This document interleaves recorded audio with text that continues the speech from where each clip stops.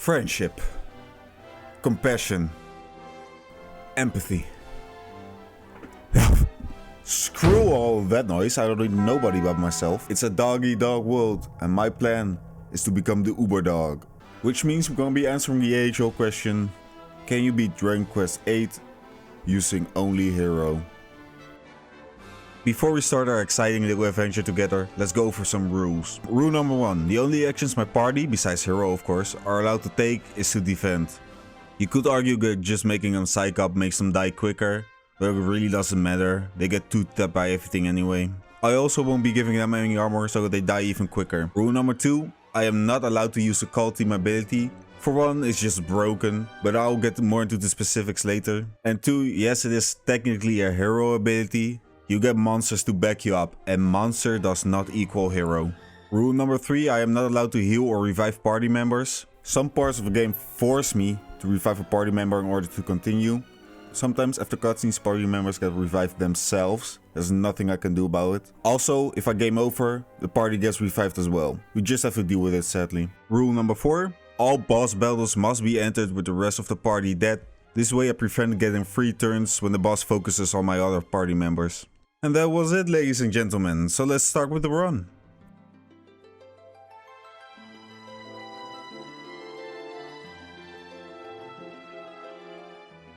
As for the name, I decided to go with solo. Because when I was young, every time I got creative, God would punish me by landing a giant ass anvil on my head. So now I always have to make the most boring and generic decisions. So after we get reprimanded by Yoda, our tutorial battle begins. I take Yankees' weapon, strip him naked, and make him watch while I pound these slimes into the ground. There's no real threat here. The slimes do 1 damage max, so this battle is over real quick. Look at the badass stance of this motherfucker, dude. I do some looting around town, some story stuff, all those kind of things. And go outside to farm some gold. The first thing I want to do is buy a boomerang. Problem is, it's like $1 million and I don't have a kind of shit lying around. The reason I really want a boomerang is because it can hit all enemies. Right now I only have a sword and have to deal with enemies one by one. It's not that big of a problem because I have to grind anyway. I'm gonna have to do an entire dungeon by my own, so I need to be a little over leveled. Most of the monsters in the starter area aren't that bad, but you do have to watch out for the fistsicuffs. They lower your defense, causing you to take more damage. And this effect can stack, so if they do this to you multiple times, you can easily die in 1 round. If the encounter exists out of multiple types of enemies, prioritize the fistsicuffs. Whoa dude, that shit ain't consensual. As punishment, you must watch my Rayborn video. Oh, these waters are disgusting. But I must press on.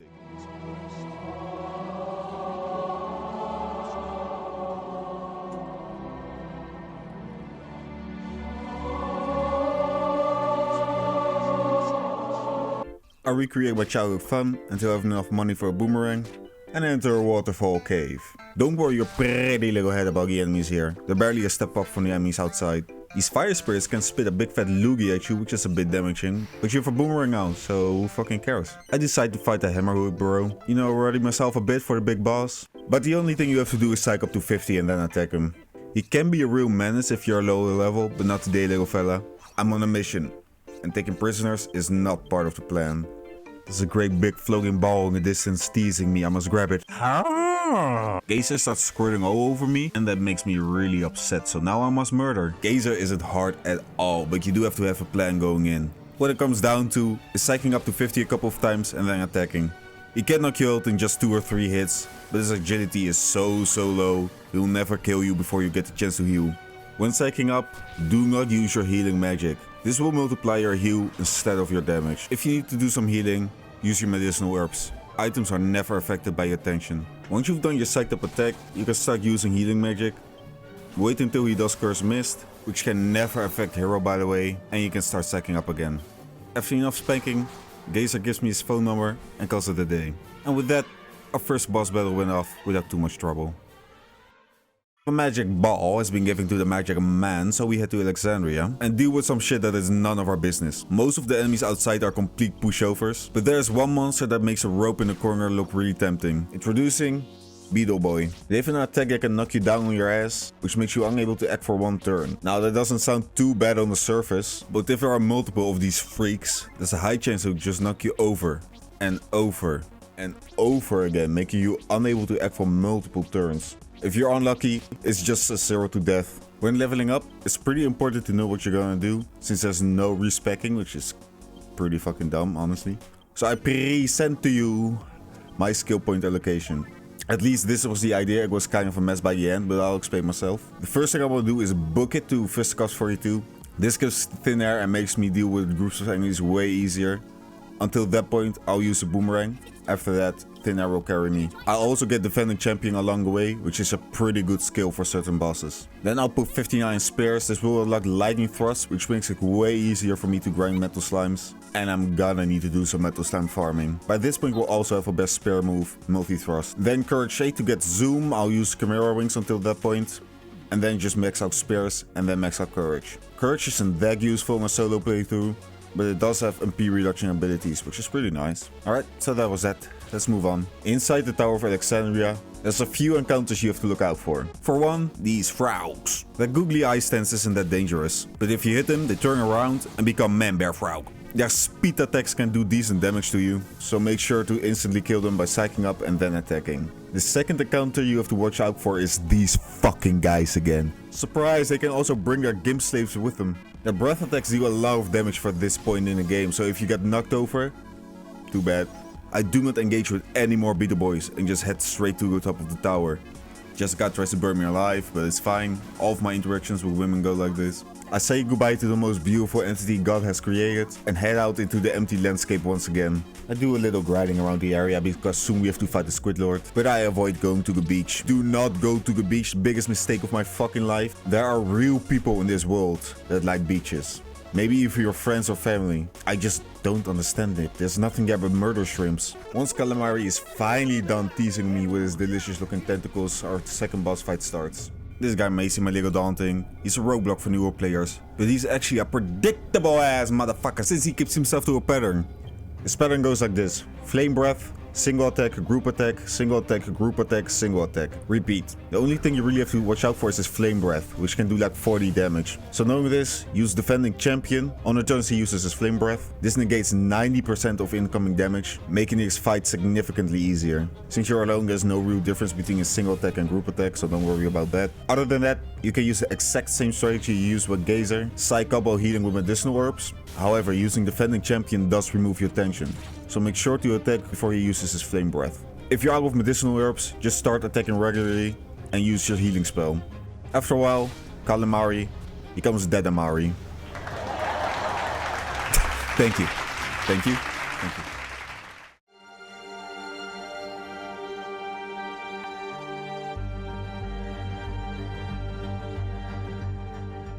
Before I get absolutely annihilated by everything that moves for the next like 50 minutes or so, there's a few things I want to mention. First thing being, I got a HD Dragon Quest 8 texture pack, which looks pretty good, but it does make inventory items look a bit... I also installed a 60 FPS hack, which may make the animations look a bit janky, but I still really like it. It makes the game run faster than it's supposed to, which speeds up animations and combat by quite a bit actually. And since the game has no inherent function to speed up combat, I really appreciate this, even though it's not supposed to work this way. You sometimes still may see me use turbo mode in the background, because when you're alone, combat can drag on for quite a bit. There's also no way to skip cutscenes, and since I've seen them all 1,000 times, I'll turbo through them as well. Alright, time to head outside and grind some levels. The encounters have become a lot harder. At this point of the game, you're supposed to have 3 party members, and since I'm all alone, I not only have to deal damage for 3, I also have to take damage for 3. The most annoying thing being that this area probably has the most stuns out of any area in the game. A lot of these enemies can restrain you, snooze you, or worst of the worst, paralyze you. Once you get paralyzed, it's basically a game over. You never get out of paralysis fast enough to heal yourself. The monster that can cause the status effect is a Hell Hornet. Because of this, you should not engage this demon. Whenever you see one in an enemy party, just get the hell out of there. If you're about to get gangbanged by a group of 5 enemies or more, just get out of there. I know it sounds tempting, but you'll never be able to outdamage or outheal them. After alchemizing a little bit, exploring the overworld, doing some story stuff, it's time to try my luck with the Ruined Abbey. The battles here are significantly easier because it doesn't feel like I'm playing Overwatch. Thank God for no stunts. Yippee! At the end of the dungeon, a filthy little man is waiting for us, and once again, it's soloing time. Torture's Soul really isn't that difficult in any sort of challenge run. They really did this poor bastard dirty. The most damage he can do is like 20 with his Sis attack, and at this point we have like 100 HP, so that doesn't matter. Focus on psyching up, you can probably psych up all the way to 50 without even healing. But once he summons his backup, let him rip immediately, because Zombie the Hedgehog can take away a point of attention just by attacking you. Be sure to have some strong medicine ready. It does way more for you than a healing spell does. If you're all psyched up and ready to attack, and Torture's Soul is the only man standing, switch to your spear, which by this point you should have a decent one, and show his booty hole who's boss. Listen, I've said all I can say about this guy by now. He just sucks ass. Next. The Clown Lord escapes from our clutches once again. Alert, alert, big fucking surprise. And Angelo joins our party, yay! Now die. By now, we finally have thin air unlocked, which is way better than dealing with groups of enemies than a boomerang is. At least for this point in the game. However, the problem I do have is that I have a low MP count. So I only want to be using thin air for a big group of enemies, and for the rest, I'll just keep using a boomerang. If by this point you want to grind a few levels, Homeboy King Kelp is here to help you out. He does a charming little dance, which summons all the babes. You can kill them all with a single psyched up sis and leave King Kelp alive. Then he will summon even more fangirls. This cycle of death can continue until you're out of MP, or if you decide you don't really want to become a ruthless murderer. Since you have no reliable way of killing metal slimes just yet, this is the best way to grind. I do this for a little while and then head to Wind Peak. This area gave me way less trouble than last time. Because I had a straight to objective, I got way less encounters, and the ones I did get were easier as well. So I beat some ass, eat some ass, and I go on a little trip with Legolas. Yengus suggests we go to Peregin, which is close by, so I'll do him a favor and go to his hometown. Not that he can even experience it, all he can see is the darkness inside his coffin. We say hi to Mori for a bit, and he immediately is like ragazzo and gives us 3 monsters to hunt. This time around, we do want to do a monster arena, but I'll talk more about it when we get there. Thin Air into Boomerang destroys every single encounter in this area, so I won't bore you and talk about them more. So we get to pick him, and if you play this game, you're probably aware that there's a casino here. I spend the next hour looking at this slime freak's face to try and get the bingo. Once I do, I exchange the tokens for some good ass gear. I buy a rune staff. With this we can buff ourselves. Since solo has no buff spell, we have to use this. I buy a platinum headgear. This is the best headgear you can get for a good while. And the agility ring. Do not underestimate the value of agility. It is so important, especially when you're on a solo playthrough. I go to Red's house, but the buff boo boy won't let me in because he wants to see Yengus. Sadly, I am forced to revive Homeboy in order to continue the story. But again, I won't let him take any actions besides defend. So for now I'm basically doing an escort mission. After mommy and daddy are done fighting, we head back out and go fight one of the 3 monsters Mori wants us to capture. The Squiddy Squiggler is absolutely shite, so no real challenge there. They get back up, look at me with those Lovecraftian eyes, and our flesh becomes one. Enough preparing! We do dungeon now. The enemies here aren't that bad to deal with, but you should watch out for bigger groups. They'll do more damage than you can heal unless you've alchemized a lot of lesser panaceas, which I haven't at this point. And these scanny boxes have a really high desperate attack rate, so I advise not engaging with them. Alright, end of the dungeon. It's time to beat up this motherfucking box.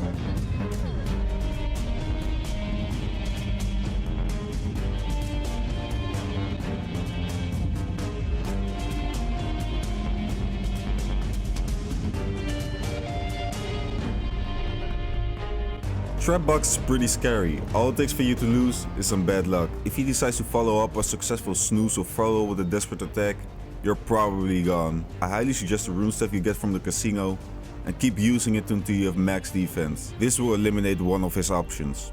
You also want to have as much agility as possible, so also take the agility ring from the casino.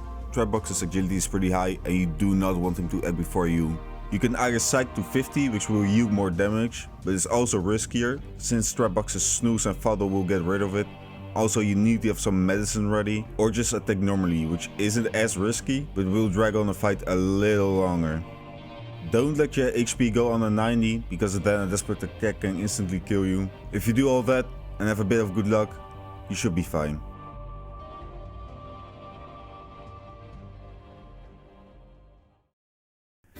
In order to continue the story, I have to revive Yangus again. Once more, I hold his hand and escort him through the dangers and horrors of this world, like making eye contact with a cute cashier down at the local supermarket. We give the thing a stare to Red. Yangus gets ready for some backshots from his dom. And of course, we have to fly a dormant magical ship in the middle of the desert back to the ocean. Here we come, Castle Trodain. Don't forget to kill a slime lord that stands guard outside of the castle. Maury needs him for his puff puff session. You know what? Before we enter Trodain, let's get the last monster Maury needs. He's outside of Maya Abbey, on the path to the ruined abbey. Youch! Okay, I'm sorry. A bitch! You're a better platformer than a monster, let me tell you that. We can now enter Maury's monster arena and get some good ass rewards. Problem is, the team we have are the 3 monsters we just captured. And those monsters are garbage. So we want to get out and find some better ones. The first to capture is some Scaly's Wet Dream. Definitely the best monster you can get early on. He packs a decent punch and also is a good amount of HP. For the early ranks in the monster arena, this one is a must. The next one we get is Brigman. Definitely worse than the Raptor, but for the first few ranks he will suffice. The next one we get is, oh shit, Fat Furry fans rejoice. This is the second best monster you can get besides the Raptor, so we got a merry band of freaks at our disposal. Our newly acquired team defeats the first 3 ranks without much trouble. We go from G rank all the way to E rank, but the rewards kinda reflect that. We're not getting anything worthwhile just yet. And this monster team definitely would not beat D rank, so for now, we're done here. And we head back to Hyrule Castle. The monster encounters here are starting to give me some trouble, so it looks like it's time to do some farming soon. Currently, I just do not have the MP pool to keep challenging all of these guys, so I'll pick my fights carefully and read a book for the first time in my life. We go down into the brown, and the enemies here are even worse than a Trodain, which is a really weird balancing decision. Daddy Mo shows his big red belly, and I don't appreciate that. Honestly, it's just indecent. Since he has no desperate attack, he stands even less of a chance on Trap Box. Again, spam the rune staff until you have max defense, then psych up to 50 and attack him. By this point you should have multi-thrust unlocked, so you should have a pretty high damage output. The only thing that can screw you over is his performance, which may leave you fuddled, but his damage output is so low, it doesn't even matter. Goodbye, Mo Man. Thank you for a forgettable fight. The magic ship farts its way up into the bub, and we go off on a dragon quest.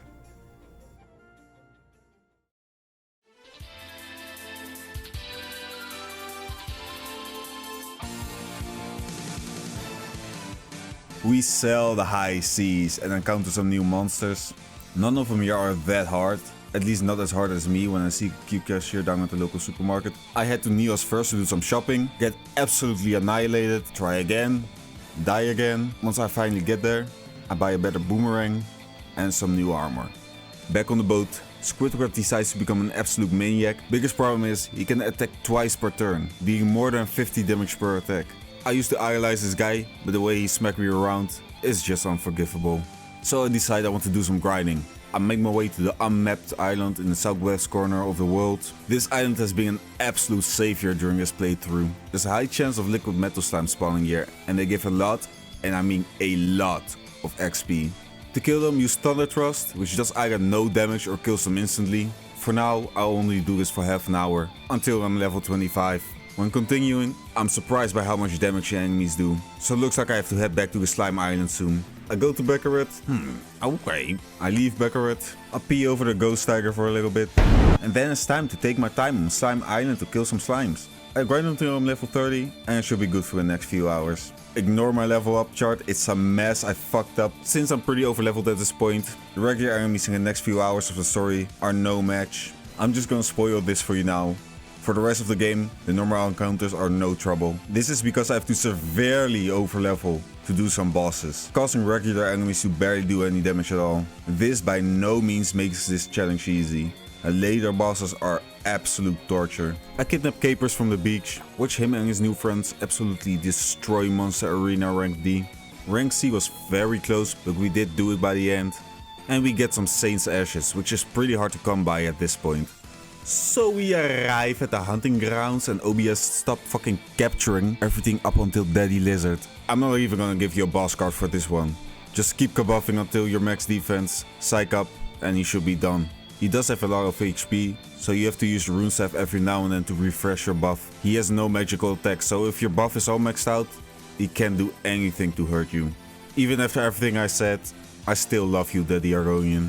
I go out and try to get Talos from my monster team, and holy shit, my guy is stronger than Daddy. But you should have full heal now, which eliminates all of the threat from this guy. Again, kabuff spam. I do one last grinding session until I'm level 38, and this unlocks Lightning Storm, which will help a lot with Doommagus, which is exactly what we're doing next. I make my way through his stanky rooms until we find Doommagus, and it's time to see if it will go any easier than last time. There's multiple ways to approach this. If you allow yourself to use monster teams, you can probably do this at an earlier level. But if you're a dumbass like me, then listen up, immediately start psyching up to 50, then use Lightning Storm. I got a bit unlucky on my first try. I became a sleepy little man and I got killed before I could even heal. But if you are able to psych up to 50, his clones will get one hit KO'd. Now that we have full heal, we don't have to worry about using tension, so we don't need to use any medicine or panaceas anymore. After you've done Lightning Storm, Doommagus only has about 800 HP left. So just spam multi-thrust until he's dead. But his phase 1 isn't what I was worried about. Bruh, he's become ugly Birdman. His second phase is way tougher. Do not use tension, his intimidating shout and his wave of ice will just get rid of it. I still try to do it because I'm dumb. The best course of action is just spamming your best move, which in my case is multi-thrust. Or if you use swords, use Falcon Slash. But if you have been paying attention, you're probably like, but Fuzzy, clearly Lightning Storm is his best skill. And you're right, well done, thank you for paying attention. But you forgot one thing, you dumb idiot. It costs a billion MP. You can still get away with it if you psych up to 5 or 20, or use Elven Elixirs. Prayer can be used as well if you're a cheapskate, but I recommend playing it safe and just spamming multi-thrust. The fight is a bit lengthy, but at this level, very doable. Maybe I leveled a little too hard.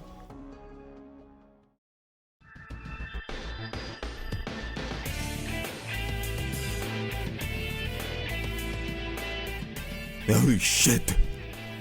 Jessica disappeared. I wonder what could have happened to her. Alright, she's evil. Whatever bro, I'm just gonna do this dungeon. Like I said before, regular counters won't be causing problems anymore.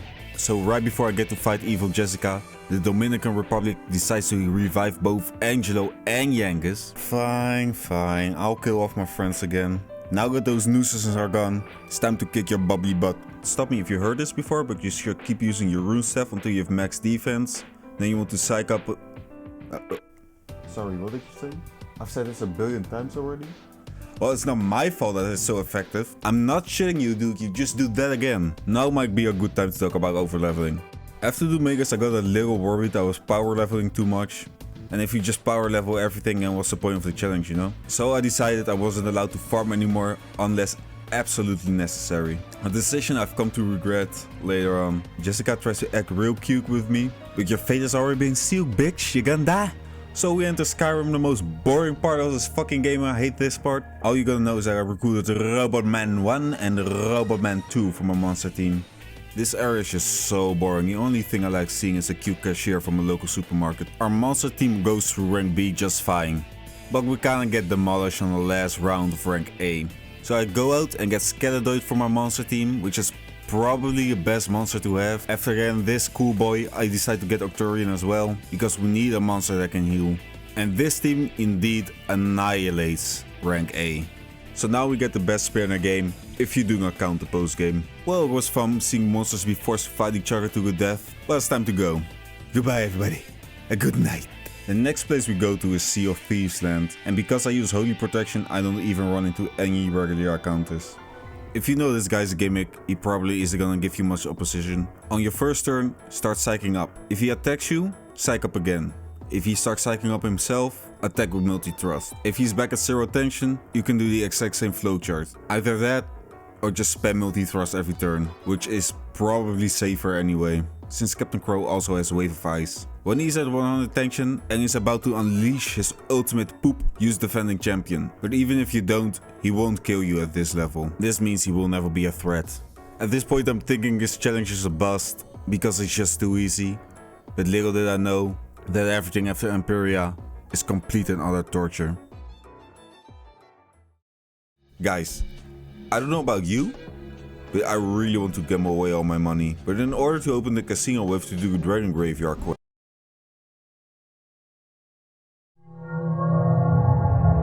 holy protection myself through a dungeon because these enemies have nothing they can offer that have value. And it's time to fight Bilbo and Baggins. They have no wave of ice, so throw your rune staff in the air. But this madman still has desperate attack, so watch out.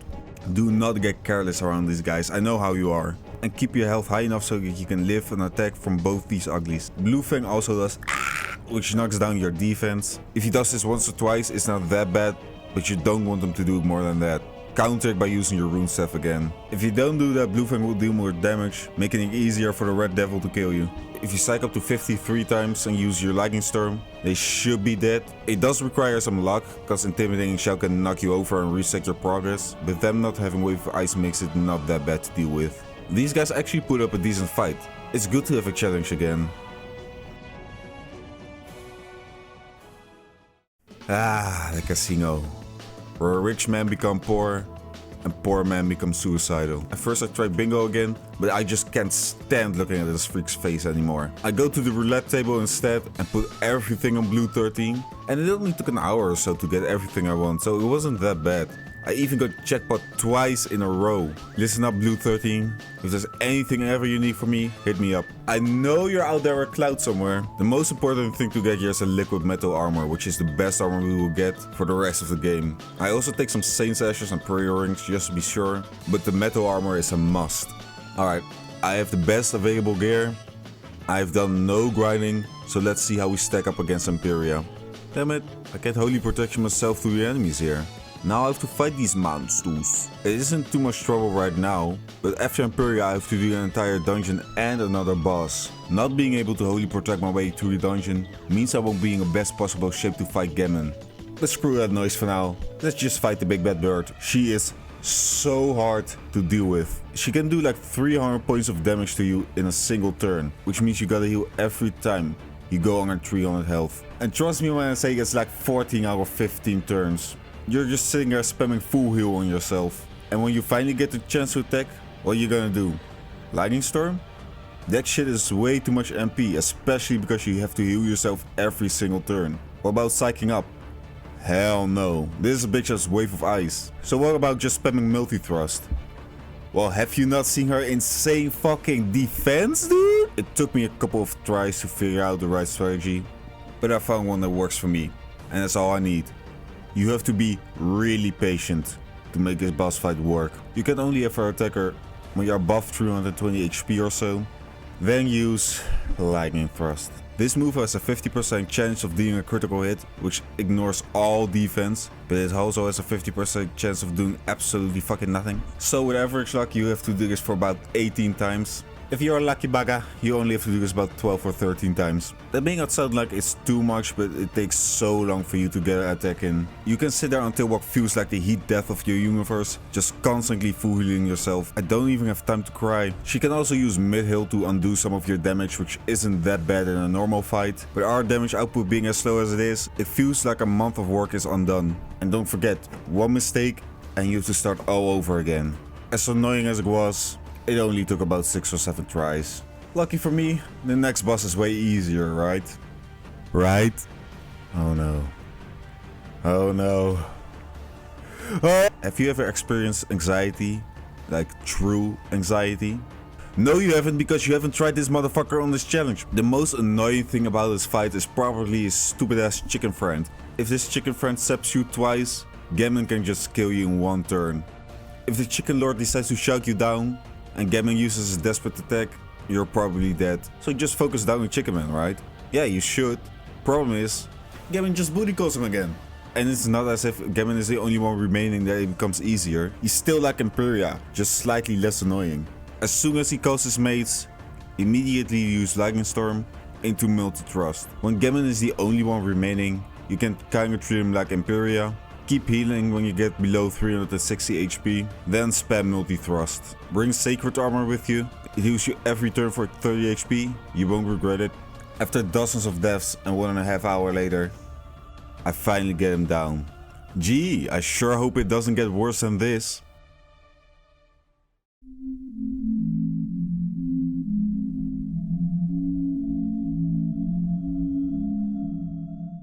It probably won't surprise you if I said this, but I grinded for 2 more levels because there's no way in hell I'm gonna beat Sir Leopold at this rate. Please don't look at my skill point allocation, I'm embarrassed. I do some buying and selling in Tryan Gully, talk to the Lego lassie, and it's time for some CBT. Fuck this guy. He keeps Gammon's tradition of having an annoying ass desperate attack, which again means you're healing 90% of the time. Luckily he does do a lot of normal attacks, which means your rune staff will be quite useful here. His ice breath is really strong, so be sure to bring an ice shield with you. This will bring down the damage to 55, and if you have sacred armor, you heal 30 HP of it, meaning you get to attack more because you have to heal less. His desperate attack does about 270 damage, and his ice breath does 110 damage, which means he could kill you at 380 HP. But if you keep using a rune staff and have the ice shield, this will go down to 330. So it kinda sounds like it's just Empycchu again, right? The difference is that besides constantly healing, you also have to keep all of these buffs up. And since they disappear after about 5 turns, and of course you have to heal yourself, you only get once every 5 turns to attack him, maybe. If he shouts you down, or he uses a desperate attack on you the turn you want to attack yourself, heal up, refresh your buffs, and hope he doesn't do it next time. Even if you do all this, you can still get unlucky and get shouted down. His shout has a very high chance of knocking you over. And if he decides to do a silly little desperate attack, fuck you. You can psych up if you want, but since you have to do so much buffing and healing, it's probably not a good idea. You have to ban so many things. Since psyching up to 50 also takes 3 turns, so in those 3 turns you also have to make sure your buff doesn't run out. Your ice shield doesn't run out, you have to heal yourself, and of course, pray that you don't get shouted down. It may not sound that difficult, but it took so long for me to figure this out. It took about 2.5 to 3 hours for me to finally beat this guy, and even my successful run took about 30 minutes. Please game, I beg you, no more desperate attacks. After completing what is probably the worst gaming experience of my life, this motherfucker throws me in jail. I put together a very elaborate escape plan with the ghosts of my friends, and it's time to get my revenge. There's only like 2 more hours of game left. We're so close. Luckily, Marcello isn't nearly as bad as Sir Leopold or Gammon, but he's still got some things going for him, so listen up. For some reason, his regular attacks straight up ignore buff, so don't even bother using a rune staff. They won't do anything for you. He uses Wave of Ice pretty frequently, so don't bother with psyching up either. The deadliest combination he can do is Pearly Gates into Wind Sickle. This can do up to 270 damage, so make sure you're always above that amount. If not, use full heal. If you are, use multi-thrust. That's it, that's literally it. It's not complicated at all, but it just takes a while. Thanks Marcello, I really did need a break.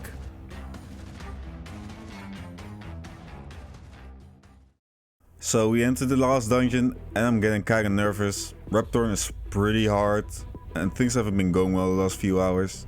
But as the great King Pythagoras once said, come on Frozay, I believe in you. So thank you. Thank you Pythagoras. That's all I needed to hear. So I'll kill all of my friends, go through the rest of the dungeon without much opposition, and we arrive at the super baby. So do you guys remember Sir Leopold? Yes. Yes, it's fucking the exact same thing again. Experiences like these, you know, this is how people become homicidal. Just keep yourself to the strategy I've told you before. The max damage you can do is about 400. When you're above that, use multi-thrust. But if you are dazzled, use Lightning Storm. He isn't as bad as Sir Leopold, but he is more luck based. His eye will guarantee a snooze on you, and his magic attacks will not wake you up from this snooze. So he can just spam you with magic attacks until you're dead, or do a desperate attack when you're whittled down. Bring Sacred Armor for extra healing, also bring an Ice Shield. Cutting ice damage in half is so useful. If you want, you can also bring a Flame Shield. There's not much more I can say about this fight, it's just that pattern over and over again. But know that it took me 1.5 hours and a lot of luck to bring him down. Goodbye you stupid fucking baby. The mini bosses on the way out can all be defeated by psyching up to 50 and using Lightning Storm. The only guy that can give you some trouble is Rune, because he has big numbers on his side. But honey, come on. You know what you should do. Spam that Rune staff of yours. He has no magical attack, so once your defense is all maxed out, there's nothing you should worry about. So we did it. We beat Baby Raptorn, and it's time to address the elephant in the room. This is as far as we can get with this challenge. The next boss fight versus Raptorn, his first phase, requires you to use your teammates. There's no way around it. The entire party must use a God's Bird Scepter in one turn, 7 times, in order to make Raptorn not invulnerable. So you're probably thinking, alright, just an exception for this once, right? The thing is, my party is such a low level at the moment, They won't even be able to withstand one single attack from Raptorn. If you've been paying attention, you've probably seen that my party members' level skyrocketed. I went Metal Slime hunting with them because I anticipated this problem. So, no, you cannot beat Dranquist 8 using only Hero. But I'll try to do the upcoming fight as solo as I can. Party members are only allowed to use Defend or the Godbeard Scepter. No armor, I want them butt-ass naked for this fight. And all healing and reviving must be done by Hero. With that cleared up, let's finish this. So even though this phase ruined the entire challenge, it's not hard by itself. If your party is at full health or close to having full health, make everybody use a Godbird Scepter. Else, have Hero use Omni Heal or a Sage's Stone to heal everybody up, and let the rest defend. Raptorn can kill somebody in your party, but luckily Hero has Zing, so you have a 50% chance of getting them back up. You can also bring an Yggdrasil leaf with you, but I didn't want to waste an inventory space on that. And that's it, that's all you do for this phase. And now the real final boss can finally start. Because my party members are still alive, I use Defending Champion until they are all pulped. The most important thing you can do during this fight is pray. I'm not kidding you, if he flings his little ball around and then uses his meteor rain, you're dead. Instantly, even if you're at full health. If it was like 3 or 4 levels higher, I wouldn't be having this problem. But I'm stubborn as can be. I knew this would be possible, it just requires some luck. Again, heal yourself every single turn until Raptorn starts using his Wave of Ice. Since you have no buffs anyway, he gives you a free turn. Then start using Multi Thrust, but only do that if he has done no more than 100 points of damage against you. If he does Wave of Ice and flings his little ball around, it's a bust. Don't stop healing and wait until next time. Sadly, that's not even all the luck you need to beat this guy. Just like his baby version, his eyes will make you hung shoe immediately, and if he does this right after you attack him, you are dead, unless he uses his worst attacks. And if that wasn't bad enough, he can also heal himself for 500 HP, which is like 3 multi-thrust, giving him more opportunity to do his kill combo. This fight was fucking torture. Awful. The worst thing ever. And excuse me for saying this, I don't like saying things like this willy-nilly, but it made me really not happy. After 3 painful hours of hoping, praying I get the lucky run, I got it. I beat him only using Hero. Well. I did it. If you're ever gonna do this yourself, don't be as stubborn as I am. Level some more. Those last few hours are really frustrating if you don't. Really weird how it took such a big difficulty jump after Imperia. But ah well. Thank you for watching. Hope to see you next time. But Fruity, there's still a post-game. You must play the post-game. Alright, sure dude. Yeah, here you go. Here's the post game. This must be the statue of Boltwin IV, a great warrior.